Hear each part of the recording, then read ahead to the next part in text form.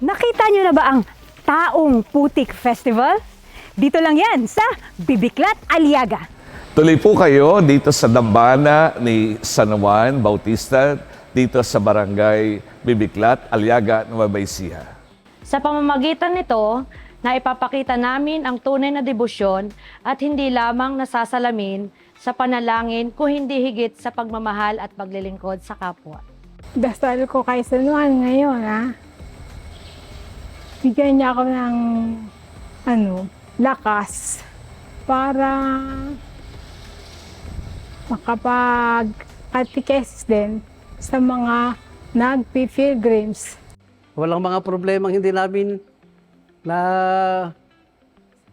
lalampasan. Opo, awa ng Diyos. Laging malakas ang katawan namin, hindi naman kami binibigyan ng karamdaman.